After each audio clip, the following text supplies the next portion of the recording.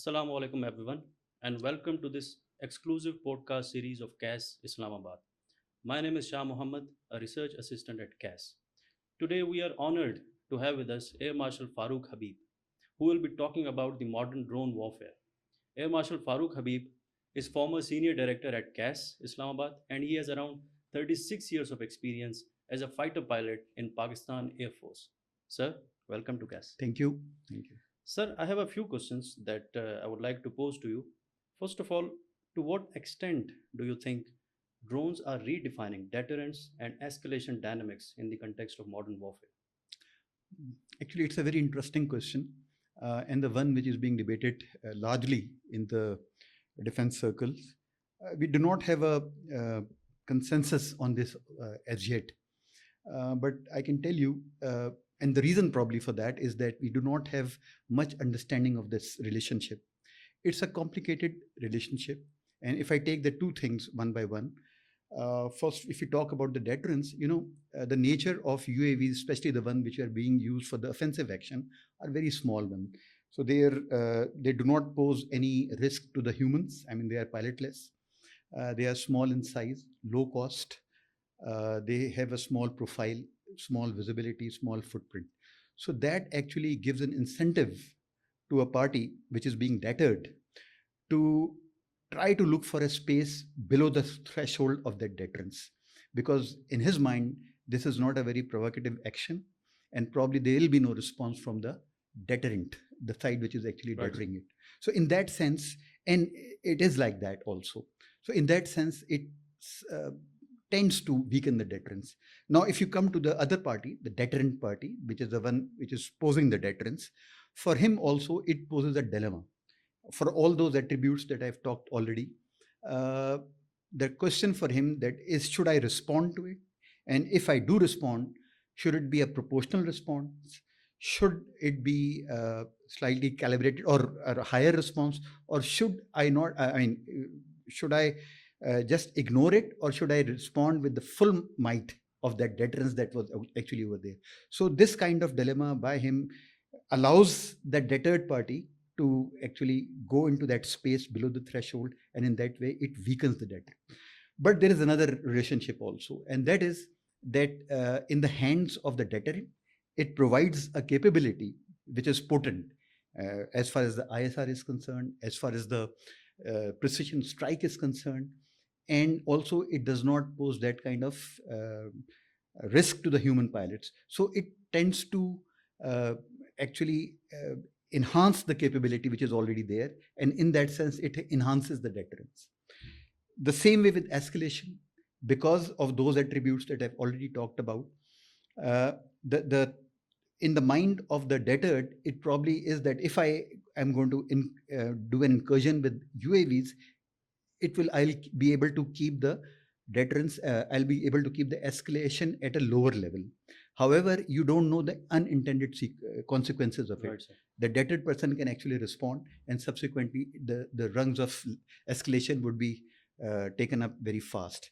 But it also, the other proposition is that it also signals a kind of intention by the belligerent that he does not want to actually take it to a very high escalated level, and so it could also keep the escalation low. So it's a very complex relationship, in fact.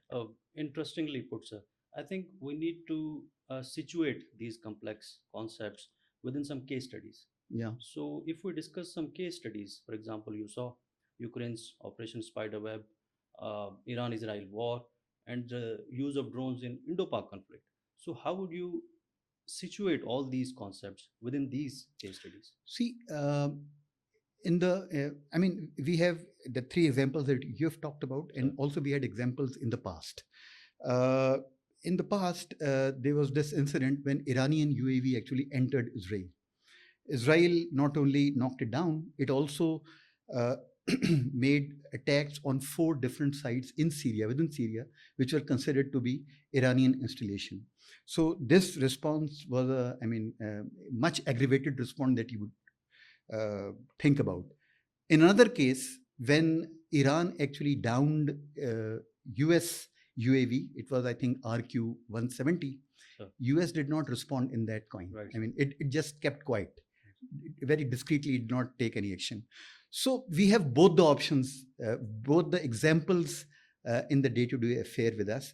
Uh, you could respond to it, take it to a higher acceleratory level, or you can just ignore it.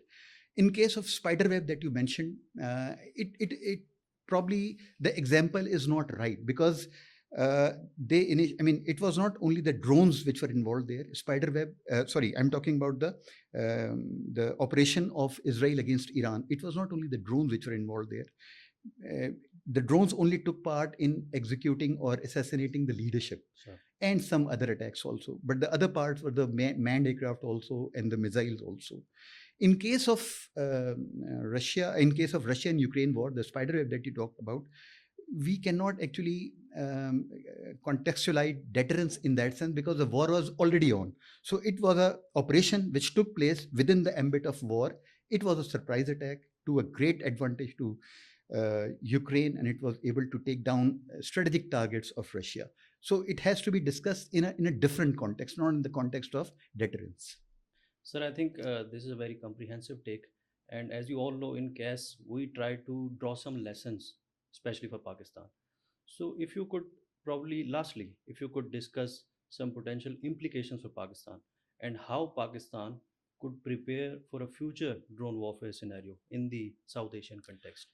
See, in the PF, they are already looking at it. They are looking at the development which is taking place all over the world, and they are especially looking at the development which is taking place in India.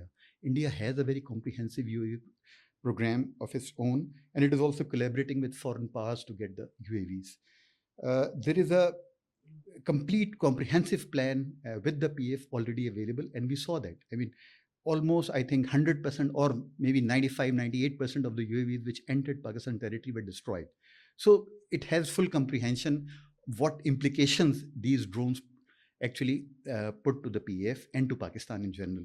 So our program is online. Talking about, I mean, I cannot go into the details of the anti-drone measures which we have been developing or our own offensive drone strategy.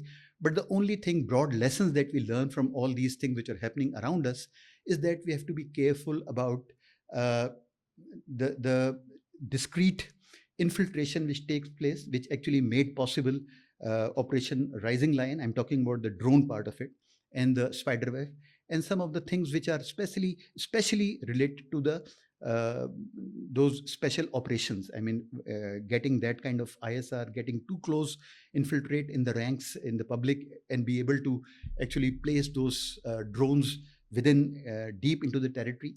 Also, in case of Israel, they were able to produce, they were producing those in that factory.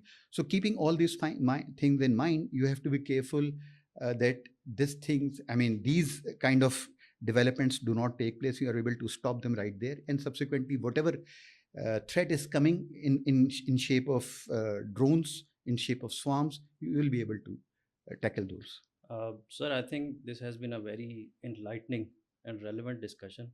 Thank you so much for your time. And we would keep having these discussions because the times that we are living in are very war prone and conflict prone. Thank you so much for your time, sir. Thank you. Ladies and gentlemen, thank you so much for listening to this podcast. Stay tuned to CAS website and social media for more updates.